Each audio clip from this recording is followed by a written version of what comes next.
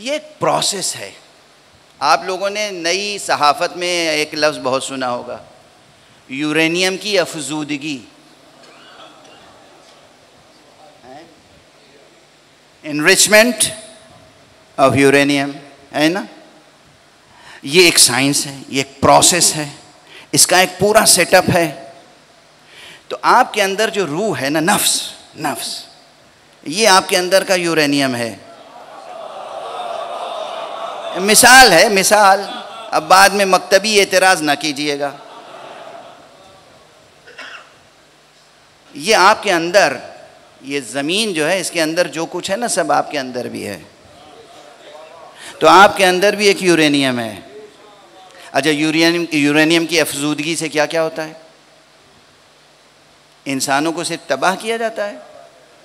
नहीं, ये एक और नामाकूल और नाकाबिल कबूल और मकरूह और हराम अमल है। लेकिन यूरेनियम की अफजूदगी के साथ कितने इंसानी मसाइल हल होते हैं, तिब्बी मसाइल हल होते हैं, इंसानी ज़रूरत की चीज़ें वाज़े है ना, मुल्कों की रोशनियाँ हैं। अब ये और बात है कि कुछ ऐसे हैं दुनिया में जो चाहते हैं सिर्फ हमारा घर रोशन रहे, दूसरे घर तारीक रहें, तो वो दूसरों को काम करने नहीं देते हैं, वो एक अलग बात है। लेकिन समझ में आ रही है बात कि यूरेनियम की अफजूदगी से क्या क्या होता है? घर रोशन होता है, बीमारियां दूर होती हैं, अमराज का इलाज होता है, और ताकत बढ़ती है। और जनाब वाला, यूरेनियम की अफजूदगी से दुश्मन भी अगर वाक़ईन हलाकत का मुस्तहिक है तो हलाक भी किया जा सकता है। ठीक है ना। और खुदा की कसम, हमारे यहाँ तो न जाने कितने सिर्फ एक नारे हैदरी से हलाक हो जाते हैं।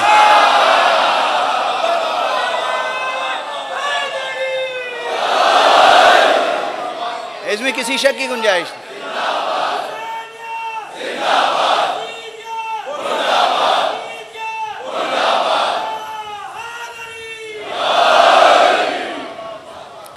ये आपके वजूद के अंदर आपका नफ्स जो है, इसे मिसाल के तौर पे समझिए, ये है इसकी अफजूदगी।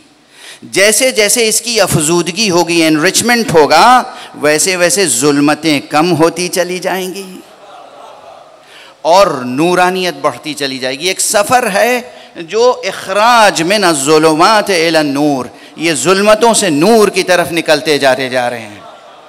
अब बस इससे ज़्यादा शायद अब मेरी ताकत आवाज़ साथ न दे। कबल इसके कि आवाज़ बिल्कुल साथ न दे, तो बस एक इजमाली बहस, एक इजमाली जुमला कह दूँ, इसी में तमाम फ़ज़ाइल भी हैं और इसी में तमाम दर्स भी है। जब नफ्स इतना कवी हो जाए तो ये नफ्स ऐसा होता है जो साहिब नफ्स हो। इसीलिए उलमा जो रियाजत करते हैं, जो सोहबत कुरान में और ज़ेर साये तरबियत मासूम अपने नफ्स की तरबियत करते हैं, वो एक बिस्मिल्लाह से कार कुन फयकून अंजाम देते हैं। कोई बीमार आ गया, हाथ रखा सर पे, दुआ पढ़ी, शिफायाब हो गया। किसी के पास औलाद नहीं है, उसके लिए दुआ कर दी, अल्लाह ने औलाद दे दी। किसी के पास रोज़ी नहीं है, दुआ कर दी, उसका रोज़गार लग गया। किसी के पास घर नहीं है, दुआ कर दी, घर मिल गया। ये आप रोज़ाना देखते हैं अपनी निगाहों से। ये उलमा मासूम नहीं है उस इस्तिलाह में, पहली इस्तिलाह में मासूम हैं। उस इस्तिलाह में मासूम नहीं है कि इन पे कोई फरिश्ता नहीं आया, कोई किताब नहीं आई, नहीं, हरगिज़ नहीं, कुरान उन पे नाजिल नहीं हुआ। उन पर कुरान नाजिल नहीं हुआ, उन्होंने खुद से कुरान को अपने नफ्स पे नाजिल किया। वो सोहबत कुरान में रहे, उन्होंने कुरान मजीद की एक एक आयतों को हिर्ज़ जाँ बनाया, विर्द जाँ बनाया, फिर हिर्ज़ जाँ बनाया, और फिर कुव्वत जाँ बनाया, नूर क़ल्ब बनाया, नूर ज़हन बनाया। लबों से सफ़र तय करके वो बात वजूद तक पहुँच गई। जब वो होता है तो फिर दुआ दे दी, हो गया। और अगर कोई दुश्मन आ गया, खुदा न खास्ता कभी कोई आरिफ किसी के लिए बद्दुआ करे, जब आम उरफा और मुत्तकी मोमिनीन की ये कैफियत है, तो मैं कैसे समझाऊं कि इमामुल मुत्तकीन, अमीरुल मोमिनीन, काइदुल गुर्रिल मुहज्जलीन, यासूबुद्दीन। नफ्स रसूल की क्या कैफियत होगी जब हमारे आपके तरबियत याफ्ता नफ्स में ये जौहर पैदा हो जाता है। नफ्स रसूल की क्या कैफियत होगी, अली की क्या कैफियत होगी, खुद मुस्तफ़ा सल्लल्लाहु अलैहि वालैहि वसल्लम।